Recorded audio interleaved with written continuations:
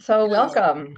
Thank I'm you. here today with Dr. Ilaria Menapace, who I just met at the Science of Consciousness conference in Barcelona, and I'm so happy to have her here with me today. Dr. Ilaria is a visionary scientist who bridges the worlds of science and spirituality, devoted to helping individuals reconnect with their spiritual essence and embrace their divine authenticity. With a unique blend of scientific knowledge and intuitive wisdom, she integrates alchemical technologies and transformative practices for chakra alignment, energy healing, and the awakening of intuitive gifts. Thank you so much for joining me here today. I'm really happy to have you here, and it's so nice to see you again. Yeah, I'm happy to be here too.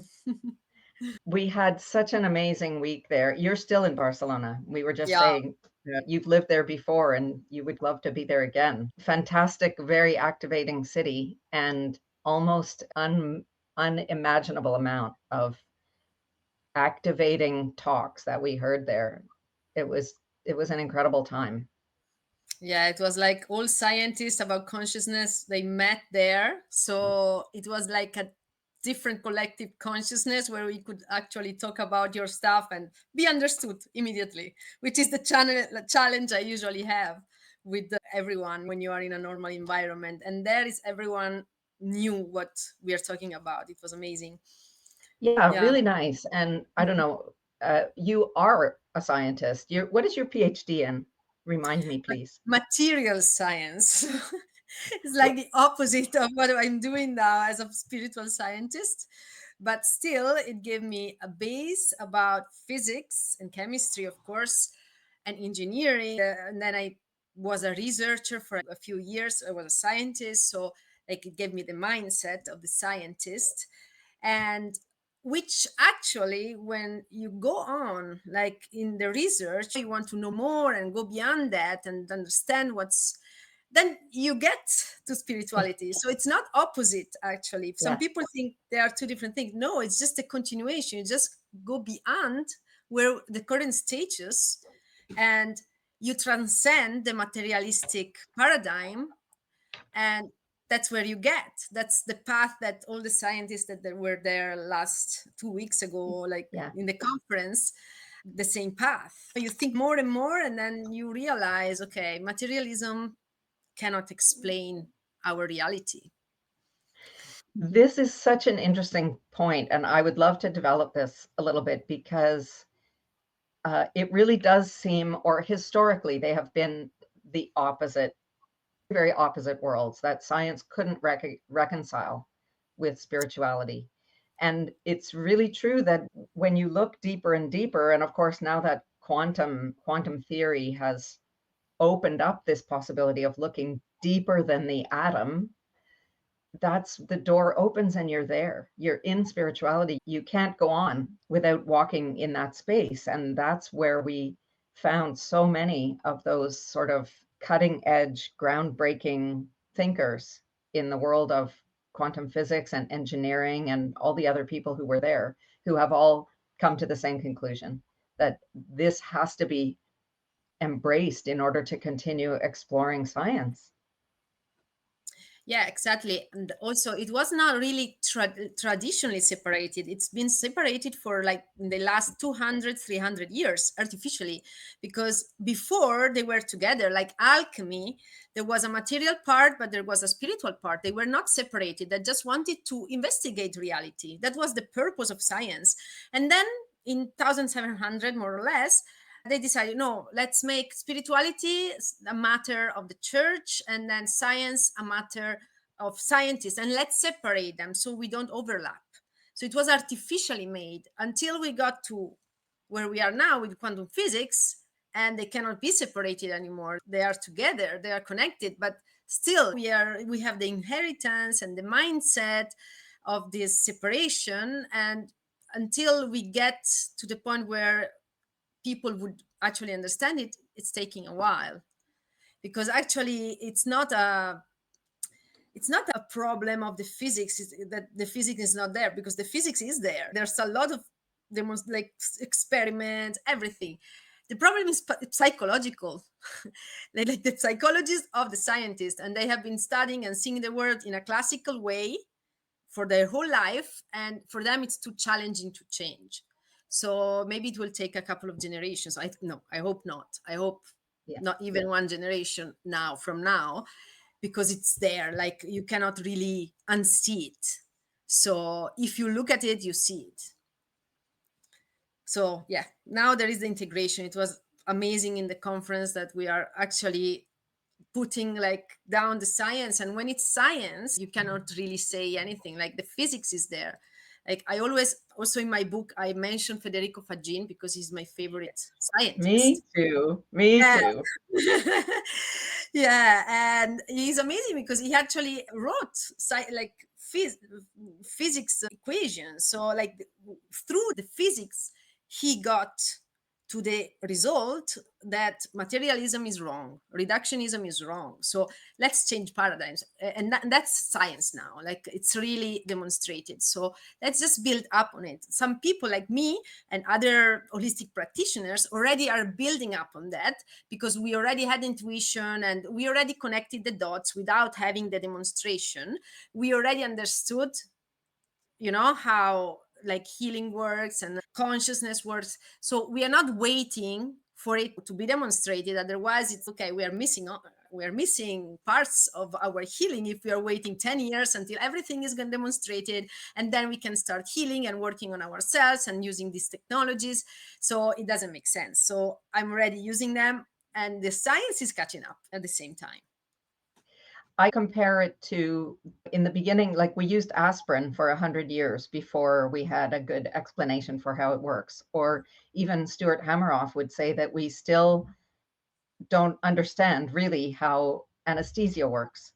We know that it works and we know how to use it, but they do not yet still understand the mechanism for it, the scientific mechanism. What is it actually doing in the brain? But we can use those things because they're helpful to us. We don't need to wait for an explanation and lose all of that time. Definitely.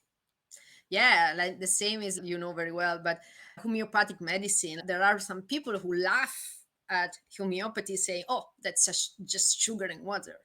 But the thing is that, like, physics says we only know 4.9% of what exists, whatever exists. Take this book, for example. By the way, this is my book.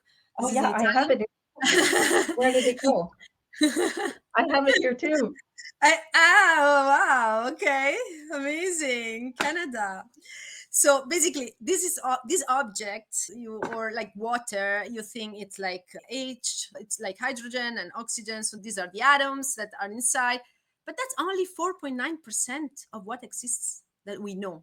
It's like regular matter, but ordinary matter. But what about the 95.1%, which is called dark energy Dark and the matter, yeah. matter?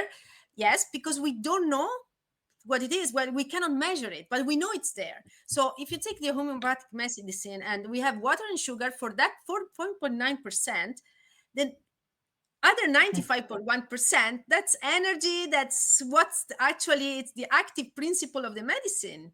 Yeah. So don't people who are think they know, just don't laugh at it. You just don't know. I mean, I've been a homeopath. I think you know this for, Yeah, almost yeah. 30 years. So I'm very well aware of the criticisms. And I think this goes to the part of science that was written to us by Avogadro, saying that there's a number of times that something can be diluted. 10 to the minus 24th is the minimum concentration of something before we can effectively say that there's nothing there. There's no active ingredient. There's no remaining piece of the diluted material inside the diluent. It's only dilutant after 10 to the minus 24, which is quite low potency actually in homeopathy. And so they say, look, we just proved that there's nothing there anymore. Don't talk to us about what it does. There is nothing there anymore. And unfortunately, this is exactly what we were talking about. It's a very materialistic idea that there now has to be some stuff there. Otherwise, there's nothing there. And Yeah. the idea that information is medicine They Many scientists have a really hard time with that because of their materialistic mindset, that there has to be stuff there, otherwise there's nothing to call medicine. Yeah. Then you're calling it, then it's just like being in the sunshine, which also is medicine, by the way, but that's another story. So what were you, I'm curious to know, because you don't talk about it much in your book, which I'm really enjoying, by the way. I have to Yeah. say I'm about 20 pages from the end, so I can't wait to Oh, see wow. You were so fast. how it all comes out. But we're going to talk in a minute because I really enjoyed all of your exposition about masculine and feminine energies. I thought that was really well done. But you didn't say much about the kind of work that you were doing as a scientist. What were you researching or investigating or building? What did you used to do?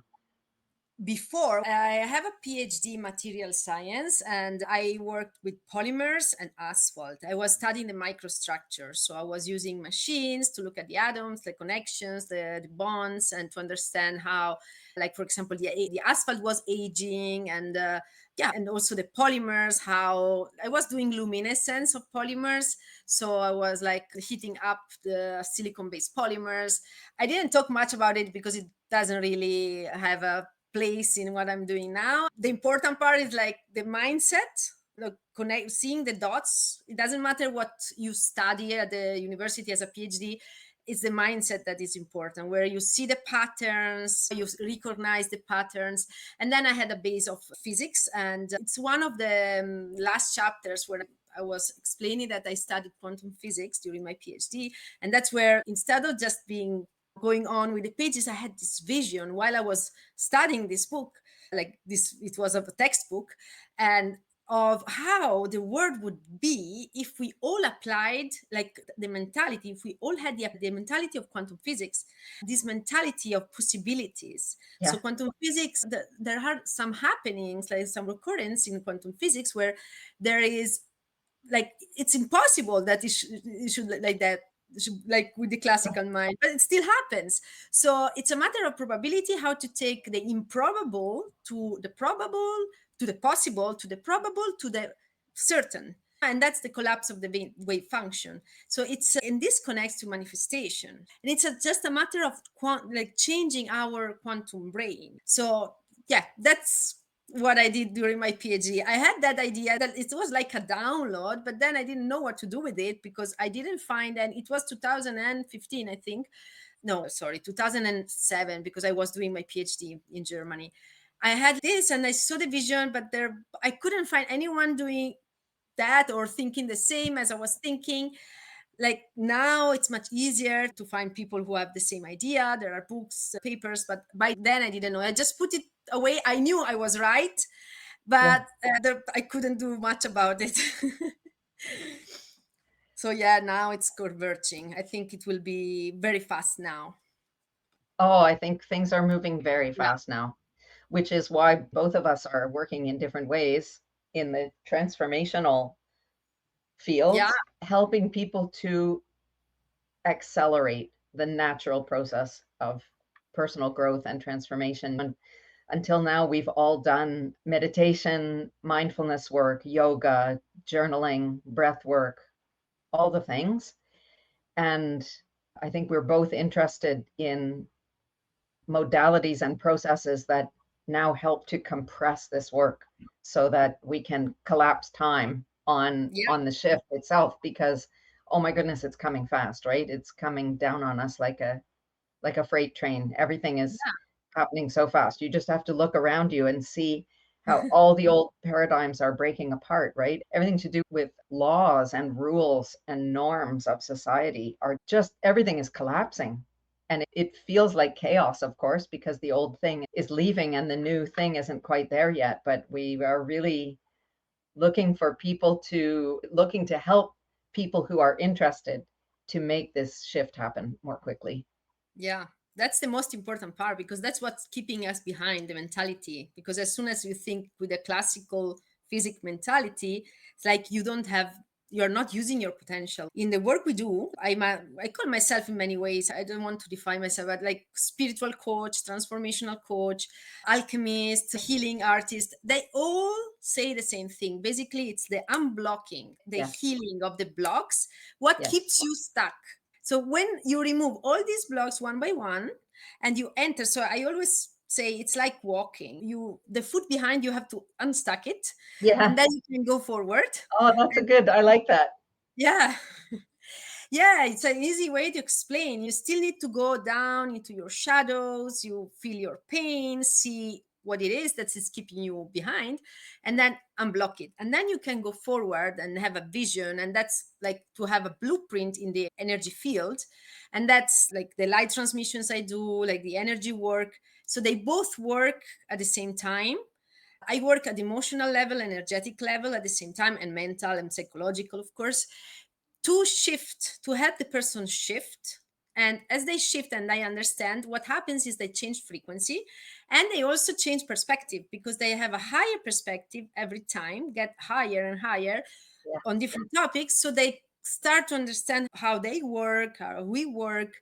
And that makes it much easier to move in your life and manifest, and also feel better, because that's also the point. When you get out of the victim mentality or the limited set, like mindset of the classical physics that is deterministic, that you cannot do many things. Once you get out of that, you become the co-creator. Of course, it's not complete creator, but you need to know when until you where you get, and you have to learn how to accept what Yeah. you don't get. But it's like you can actually be more at peace, and that's the goal. If you want, I explain you a little bit about more in detail of what I do Yeah. in my. Please. Yeah. So the point is, like you mentioned it very well before, because what we do, it's an accelerated path. So compared to what institutions are offering, like the psychology, like the degree of psychology, the degree in medicine, all these degrees that you have to mentally study and know, and then, but at the end, really little. And some doctors don't even know where illnesses come from. For them, they just appear because they only see the physical body, and they don't think we have a light body, and the illnesses are there before going Yeah. into the physical body. So if you look at like the light body, the emotional body, the energetic body, then you work on that, then you actually can heal on the physical body. So this is one thing. Or the psychology, that it's really slow, because, for example, you need maybe 4 sessions to go back to childhood to understand where your blocks are. What we do, I'm talking about what I do now in specific, but when you have these healing modalities that you can channel, I get downloads that are much faster. So for example, in the first minute of a session, I can see where the block is, because I just visualize it. It's clairvoyance. I just get information from the quantum field, or from the soul of the person, or the higher self. I don't know what it is. I just get information. So in 1 minute, we are there already, not after 4 sessions. Yes. Exactly. And then we can immediately start working on that block. And we do it in the field. Of course, I create a field, an energy field that accelerates. So the processing is much faster. So I still feel at the beginning we need to process emotionally. So the emotions, so the person can take responsibility, because that's the future. The future is not, oh, I have a problem, I go to the doctor and he heals me, Yeah. and this heals like this. No, we take responsibility. So I heal myself. Okay. For example, I can help the people heal, but it's them who do the work. So I take them where the pain is, I take them where the trauma is, and then they need to stay there and feel the pain, and then they unblock. And when they do that process, then the energy is there to help them, and they never get more than what they should. So it's the higher intelligence. Like I channel, actually, I get guided. So basically they always get the maximum healing they can get at that moment. Sometimes it implies that they need to stay 2 days in bed after that. Yeah. Sometimes they develop, I got clients that develop like ear infection from both ears, and the doctor said, well, how is Yeah. that possible? And then dermatitis, like on the body, it's connected. I Of work, course. I don't even touch them because I am online, but they develop something, like they unblock something in the energy body, and it goes into, it sometimes needs to be manifested to the physical body. Yeah, it needs to be cleared through the physical body. It Yeah, needs to come out through the physical body. It has to do yeah. that. And so when This, it's very strong, they, you actually have illnesses, but then the illnesses are resolved immediately, and yeah, they actually solve the original problem, like the block they had. And on the opposite, once, for example, I worked on the throat chakra of a person, and because she couldn't speak, so we only focused on the part where she couldn't make her voice be heard, and she was like stuttering a little bit or so. We focused on that part, but after a few sessions, she told me, "Oh, I had a chronic tonsillitis, and it disappeared." So I didn't even know she had an illness yeah. there, but that was healed because she healed the emotional part. So once we know this, we understand where the illnesses come from. So instead of going and healing them in the traditional way, which I still recommend, because I don't say, oh, we'll do that instead of doing the doctor. You still go Yeah. to the doctor. I recommend you still do everything, because we don't want to heal that and then die in the process because we didn't take the medicine. So still the doctors have a function. Still, we are grateful for them, but it's not enough. And so we do the part that, like, I'm in between psychology and medicine, so we also heal through energy and through emotions. And so that's a real healing.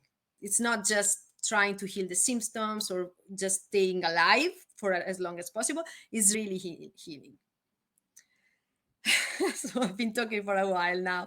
I don't know if I totally get it. I totally get it. And I'm just trying to remember what I wanted to say while you were talking. It, it's healing. I think most of the people who come to see you and me are not coming instead of going to the doctor. They're coming because they've already tried everything that the doctor has available and still something is persisting. Either it's that each time you take antibiotics, the tonsillitis goes away, but they cannot prevent this yeah, pattern of yeah, reoccurrence. eradicating it. What the person wants is to say, why am I in this pattern? I want the pattern to stop. So the antibiotics can cure an infection in the moment, but the classical medicine does not have something to address this chronic pattern of falling ill in the same way, because that exists in the field. That is, I don't know about you, I loved hearing Rupert Sheldrake speaking at Yeah. the conference about the morphic field, which is his intellectual creation of so many years ago, but that the patterning is a function of something outside of the person. That being inside of a chronic pattern of something is effectively happening outside of you, because all of you is subject to this patterning. And where does the pattern come from? How does that happen? And also, it makes sense because if you got to that illness somehow, you need to, in order to go back, you can go back to the same way you got to the illness through that, because you had the trauma, and then maybe your emotion have been stuck, because that's what happens to us when we are children. Maybe we express our emotions, but then we get told, no, you have to shut up, you hurt someone, so then we get blocks.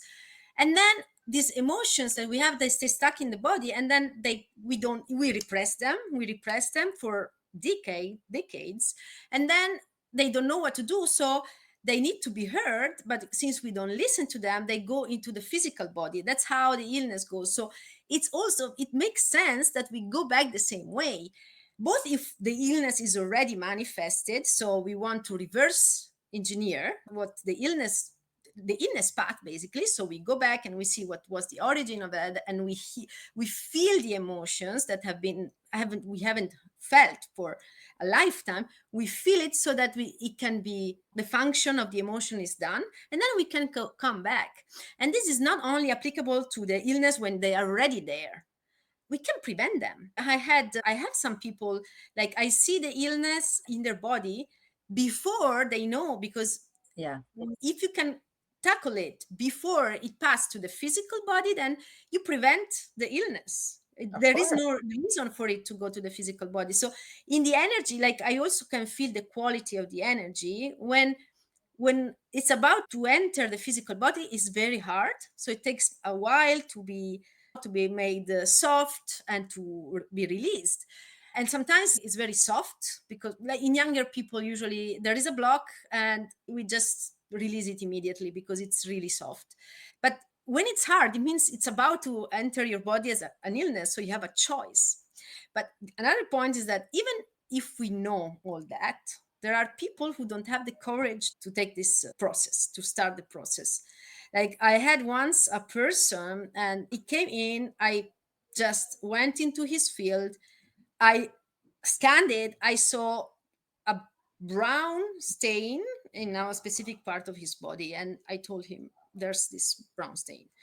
And he said, oh yeah, I have gallbladder stones and I have issues every day. And it was something quite developed, and that he knew every day he had to eat in a certain way, so it was completely there. But still he wasn't ready to go into his trauma. He wanted to, that he repressed it. He wasn't ready to just open up and make the work. It's not for everyone. Just the courageous people can do this. But once you take this path and you're saying, okay, I just surrender to what is, and I cannot just keep, because otherwise the illness will get worse and worse.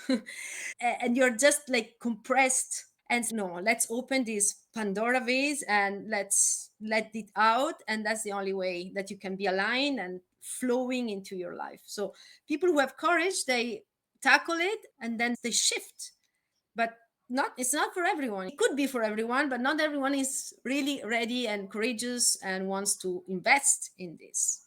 Still the old mentality. Yeah. And I don't even know. Yes, there is courage involved. It takes courage to do it. But I don't know if like courage is the thing that makes the difference. I think there are many different qualities that all have to be present. Oh yeah. And I can think of people who I've treated in homeopathy who could clearly identify the source of their problem and who choose to die instead because they get something that for them is more important than the number of days of their life. To have the somehow the resolution, the outcome, whatever, the weirdly feeling of staying in control to maintain that, to them it feels like a control, but that is more real to them, or it's more important Oh, than that's true. the length of their life. You know, that for someone to finally get the love that they've always wanted and needed from spouse, from children, from parents, because they're dying, and to get to be wrapped in that beautiful feeling of love that only can come from this situation as far as they're concerned, they take that ticket and go in that direction because it's worth more to them than the extra 20 or 30 years of living that they could have. And of course, it's, you and I would say it's an illusion, of course, that they could not have it another way, or that their life is not rich because they don't have it. But people are making those choices, and it depends on so many qualities lined up. Oh I'm sure yeah. I you've mean, seen that so too. the soul chooses what they want to do, but everyone has this choice. There are people who, for me, it's very important to evolve in this lifetime as much as possible, Me because too. when I think, okay, how can I invest my time and what will I take to my next phase? I will not take the money, I will not take the material stuff. So for me, the most important thing, okay, I can invest my time into my evolution and my soul will stay. And then I will pass to a different level. And that's important to me. But for some people, maybe they don't have that very clear, or they still prefer to like to do it in the next lifetime, but they still need to do it at some point. But they don't see it like this lifetime. Okay, let's use the time to do it now. They are just postponing somehow. Yeah, of course. And there's, you and I both know there's a big piece of lost credibility involved in this evolution process. You have to leave behind a lot of people who, let's Yeah. say, admire you for something that you are leaving behind, and now they have no reason to admire or respect you anymore. And you have to leave a lot of that social credibility behind on this journey. And I don't know, I've run up against that many times already in my journey, and you too, obviously, that you've left behind a very big Yeah. career in Yeah, science. this is a very important point, because until now we've been talking more on like the body and the healing, but the healing in general is also about becoming yourself, your true self. Because when we are in our life, we grew up, we get a lot of blocks, so the ego is in charge because we need to be like that and like that. When I was a scientist, I actually, yeah, like from the outside my life was perfect, and I was successful, I was respected because of my title. And then also I like the external part was I ticked all the boxes, and for society I was like, oh, okay, successful. But then that I was not healed, I was not myself, I was not really the person my spirit is. And the path of healing is, I call it like embodiment. Like it's like you download the light, which is like, the light is the same of your spirit, is the consciousness. And the more you make space for it by unblocking and releasing the mechanism of the ego, because the ego has all these defense mechanisms that are connected to the wounds, and every time you heal a wound, then you can release a mechanism, a strategy of the ego. So it's not strategy, because strategy is not ourself, it's just a mask. So every time you release that piece, you release one mask and another mask, you become more your true self. So that's the path of healing or expansion, because when you heal, you could heal because you're traumatized, but then the continuation is the expansion of the Yes, soul. thank you for saying that. And so that's very important, because then you change, and of course you don't resonate with the people around you maybe anymore because you've changed. And also what I had to go through, and you mentioned it really, I don't know if I told you, but you got the point. Like for me it was painful, like to spend some years in doing something that was not respected by society, although I knew this is the way, this is the future, and this works, and this is, it makes sense. I studied so many books, etc. From the outside, people were like thinking, oh, you were so successful, it's Yeah. much more value to be a scientist in engineering and that than to be like what is it, a coach or a spiritual coach or like a hippie. Or so it's like that's also part of the growth path, because you need to stop to expect validation from society, and it takes a while. So it's about getting out, like outside of the comfort zone, and really connecting to our true self, and then it stabilizes. And when it's stabilized, then you don't care anymore. It's like they can say what you want, they don't touch you anymore. But for me personally, I was really like susceptible to others' opinions, and I put in doubt a lot of times what I do. And by the way, I put in doubt all what I do, because that was the way I needed to be assured that what I'm doing is scientifically sound. I Yeah. did it. One thing is to do it for yourself or learn. One thing is to offer it to people. And at that stage, I really needed to be sure what I'm offering is not kind of something created or invented. It has scientific backup. So there is scientific proof for what I'm saying.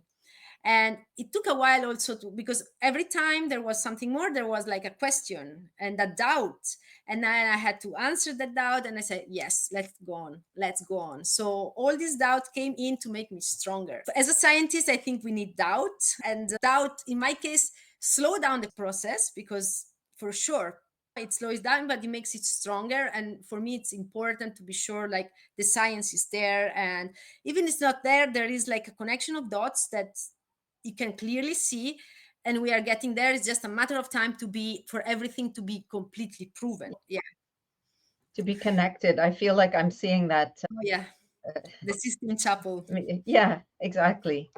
It's coming, this moment of, and it really feels to me, I know I've said this to a few people, but it's like we're in a way looking for the face of God, Yeah, yeah. which until now has been forbidden.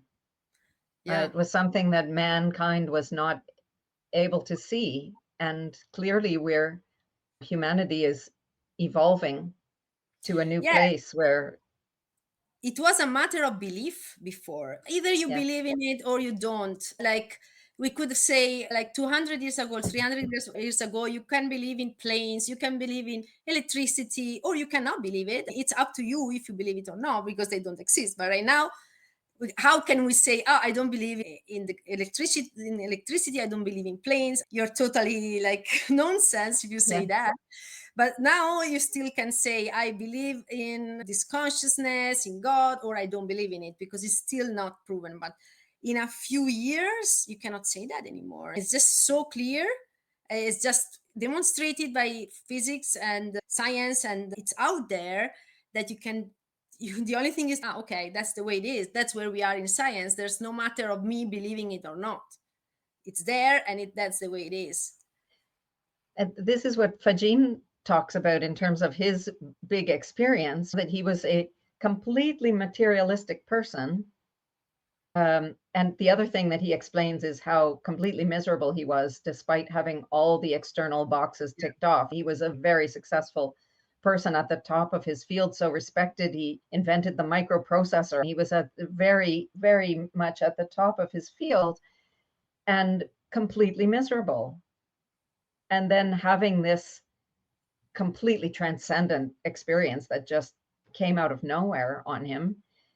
And then there is no believing or not believing. Like, you just know it. And nobody in the world could tell you that it's not a thing. You know what you know, and there's no way to not know it anymore. And Exactly.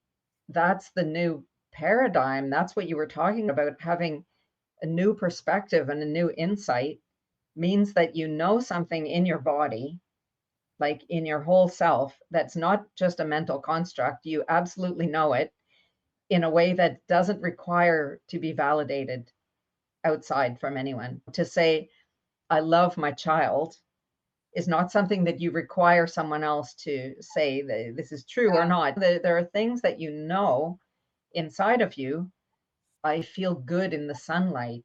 You don't need someone else to tell you what is true for you. It's a knowing that you Yeah. have. But up to now, if you say that, is I feel it, and then the other person can say, oh, I don't believe that. But now what we are feeling inside, it's also becoming science. So even if you or someone didn't have the same experience, this transcendent experience with Yeah, the, you still need to admit that it's just you who didn't have the experience, but right. it exists. So that's It exists. the shift we are doing right now. It's And that's becoming, why he spent so many years now trying to find the scientific pathway to describing this experience and why it's real. It became like a obsession for him yeah. to connect science with this kind of experience, which And he's now done in a very beautiful way. yeah, now it's totally there, so we can build on it. That's the beauty of that, because now that it's there, we can actually use it. Yeah, And in order, like, the best way, in my opinion, to use that is like starting your path of your growth path and becoming really who you really are, because there's nothing more important. I've had so many experiences where my ego was trying to do that and that. When you decide, okay, service to the divine, I want to become the best version of myself, which is my true version, I want to evolve, I want to shift, increase my frequency. Oh, these are all different ways of saying the same things. So when you say that, then they really take you for real. And whenever the ego comes in and takes decision, that will create problems. You will not repeat anymore. Or if you repeat it, then you keep repeating the pattern. So you learn how, like, that the ego is still useful for other things, but it cannot lead your life. It needs to be put in service to the intuition. The mind is in service to the yes, intuition. It's like the ego is in service to the spirit. And then you lead from the spirit. And then when you lead from the spirit, it's like you are in the quantum field. You are a quantum field. So you actually do things from that are according to quantum physics. So you become the creator. Like in the last month, I've had so many synchronicities. Because now I decided, since I was trying to control everything, my ego was strong because I have a strong mind. People who studied like me, Yeah. the scientists usually they have a strong mind. So also the ego is quite strong because you want to control. And they stopped me so many times. It was stopped, and it was almost impossible what happened. Like the probability of that happening was so low, but it still happened because I had to learn my lesson. Now I'm just leaving it. I'm just saying, okay, I haven't channeled that yet. Like I really get through life in a flowy way because it's like I'm not putting any control anymore. I do when I receive the information to do a piece. Okay, I just see the piece and just do that. And the rest is really like about energy and flow in life. So it's a different shift. It took me a while to get there because I had really to put my head against the wall so many times because it's no way. I used to manifest a lot. I was in my manifesting consciousness phase of life.